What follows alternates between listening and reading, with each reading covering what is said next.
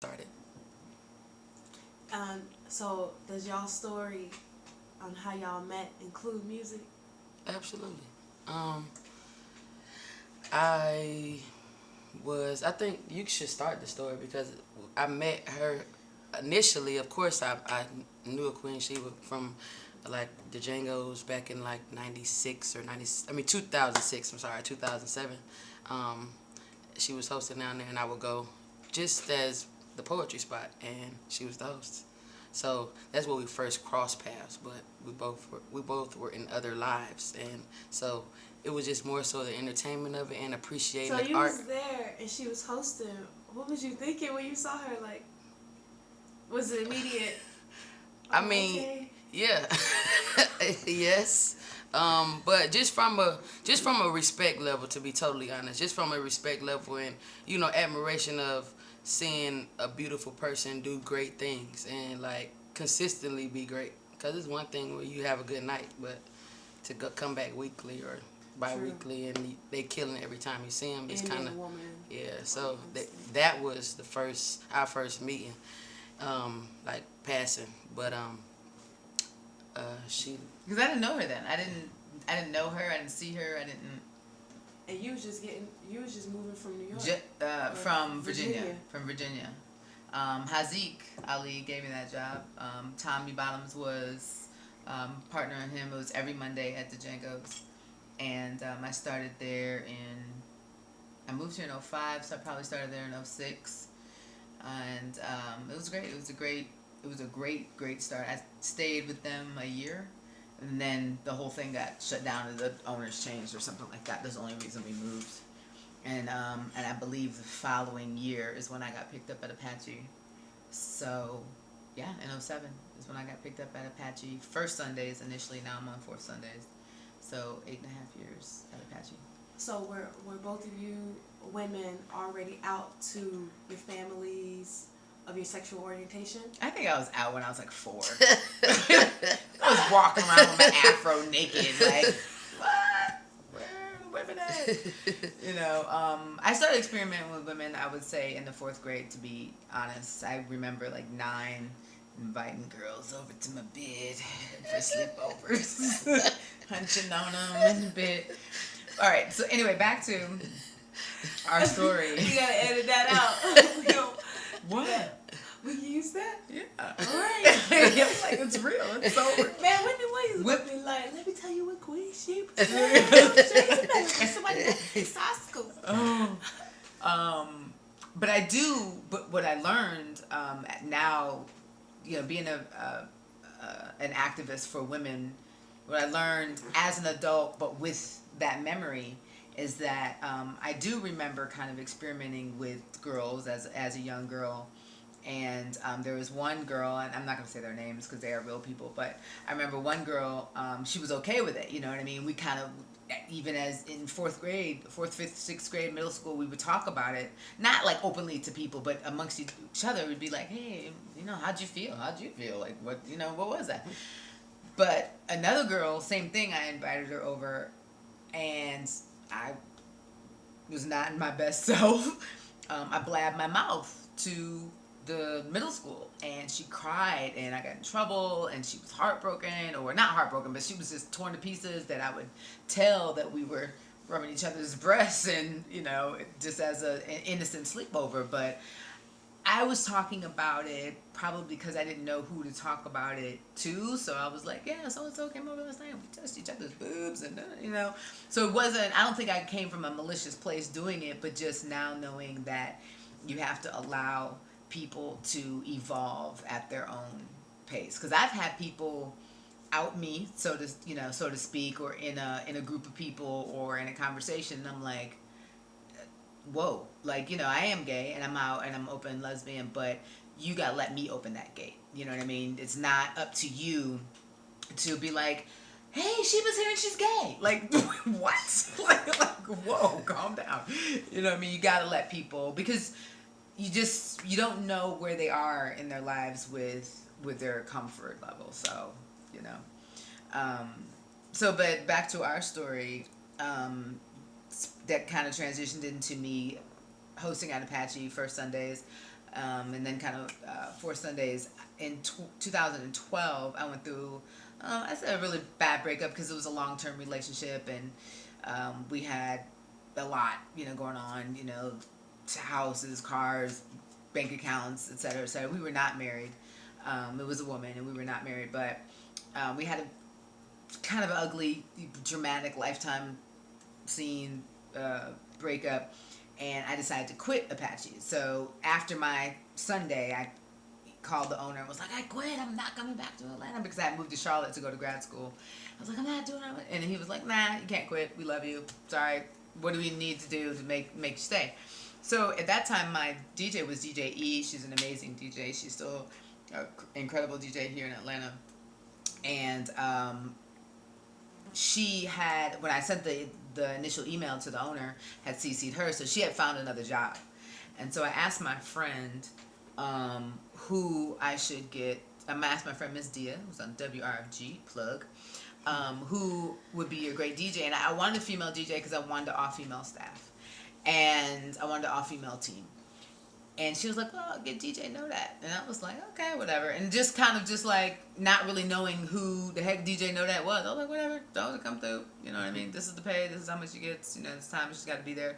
And then the Sunday, and I would say this was 2013, of April-ish, I think, March or April. I think it was April of 2013. And I've had a few DJs in between that time, and they were all right, you know what I mean, kind of a couple guests here, but I was looking for somebody permanent to be on the team, and she came and killed it. And what's funny is that we didn't really have a lot of conversation for each other. I was like, oh, she's gay, she's gonna like me, she's gonna want me, so, but no, she gave me the cold shoulder for a couple months. And then had to break down to my love. When's your birthday? July the 13th. I'm a Cancer. Oh, perfect. Yeah. Water. Just Yeah. splash, fire, splash, splash, splash. Whatever. I mean, it works out because Cancers are. My brother was a Cancer, and Leos love to cuddle. Yes. Cancers are cuddly people. Exactly. Comfy. It's a really great combination because Cancers are like really giving and nurturing and affectionate, and Leos are too.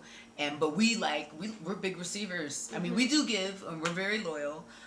We give almost kind of like when you've proved to be around our royalness, then we will give you everything in the world. But it's really good ebb and flow with the Cancer Leo thing. So, but anyway, so then how do we? Then what's the rest of the story? Oh, finish it. Yeah. Baton, stick. Yeah. Yeah. So, she was dating, someone at the time, and Very loosely. so I think that, her arrogance about like me wanting to want her and all of that. It was like, I think that she understands her worth, so she knows that she's an attractive woman, and I guess she assumed that I would find her attractive, which I did, but we were working, so I didn't want to cross that line. And then when I found out she was dating, the line became a little bit more definitive. Then I think I liked like 37 of her pictures on a social media. It's up in the air right now. Yeah. It was Facebook, and it was like, cause at the time, 2013 to 2012 to 2014, I was back and forth between Charlotte and Atlanta going to grad school. So I was up there substitute teaching. Had to get up early. It was like 8 a.m. And at the time, Facebook used to tell you how long ago someone liked your pictures. It would be like 14 hours ago or 2 hours ago or whatever. And so the calculation of the time that she had liked my pictures was 2 a.m. It was like, Derica Troop liked your pictures 6 hours ago. And I was like, 6 hours ago? So I called her, and I've never called, now keep in mind we were working and doing the whole DJ situation and everything, but we've never talked on the phone. She would just text me and be like, is your nose bleeding? Is it? Yeah. Yes. Yeah, Oh my God, are you okay? Yeah, I'm good. What you need? A lot. A week, not one show, just one time. If she would just say, welcome to the Now Network, Black Power, and today on the show, we're going to have, if she would just do that one time, Oh, they used to be in my joke, but I mean it. Like, yeah. Are we back to recording? Oh, Good, I'm glad. I forgot you a stand-up comic now, like Yeah, officially. it's official.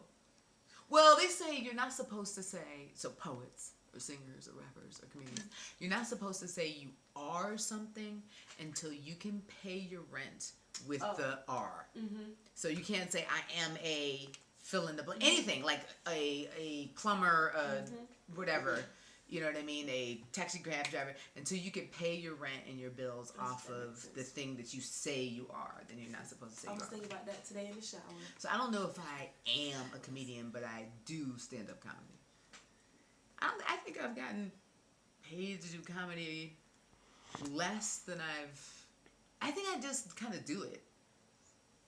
But I think 2016 is my year to do more stand-up purposefully. When I was at Apache this Sunday, I was like, man, she's so funny. Has she always been this funny? You know what? A lot of people who've known me over the 14 years say that a lot. They're like, when did you become funny? I was like, right in the middle, about 7 years ago. Yeah, and because it happened one day, I was like on a, kind of like a runner's high. You know what I mean? I don't do any hard drugs, so I was kind of just on one night, and I ironically was in St. Louis and was killing just jokes, and people are like, what the fuck? Like, you're funny as hell.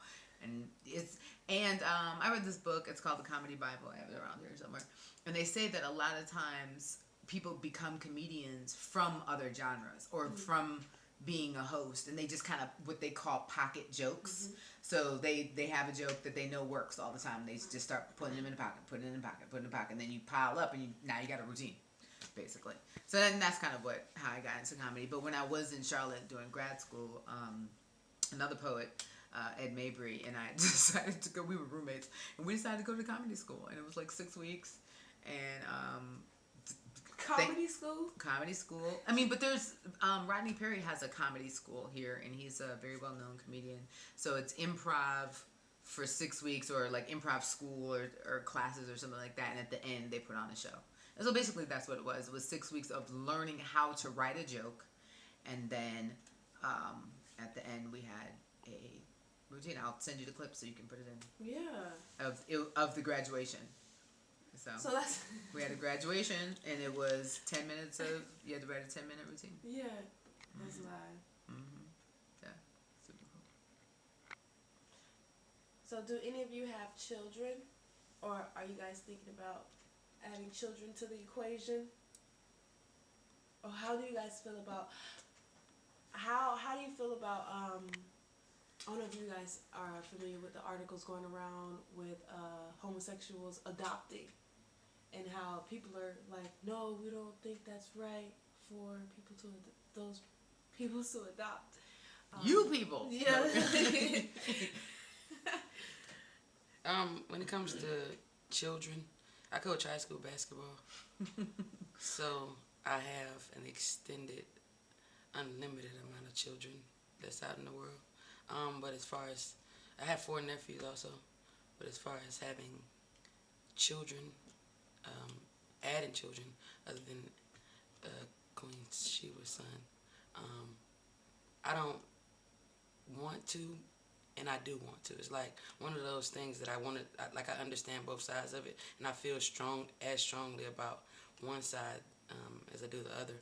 I like to travel, as she mentioned earlier, and I do understand what happens when kids don't have stability or consistency. So that's something that I have to consider, and I don't want to be that selfish. But I also know that having a well-traveled child is also an opportunity for them to be as open-minded and culturally diverse as they as I feel like anybody should grow up and be. So I haven't settled with it enough, and I think that I'm getting old too fast to even come up with a solid yes or no. But I think between my players and my nephews and Alaric and River, her grandbaby, I'm good. I think we're good. I think we have enough kids. Yeah, a lot of them. probably in the beginning of our relationship, I did think about having a child. Um, but I hate to say, but I think it was habit's not the right word. That's not what I want. That's not the word I want to use. Just because I thought that's what we should do is get together, get married, and have a baby and buy a house and a dog. But I think we both actually did that in our former lives with our exes, and this is our story. So, new life, new chapter. New year, new me, boo. Alright, this is my final question. What would you